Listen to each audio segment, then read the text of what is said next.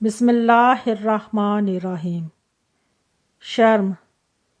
ایک دفعہ ایک بزرگ آدمی کی آنکھوں کا آپریشن ہوا۔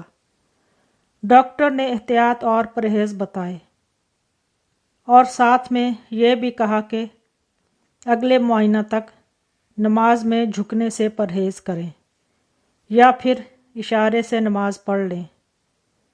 گھر آ جانے کے بعد اس بزرگ نے کھانا پینا کم کر دیا۔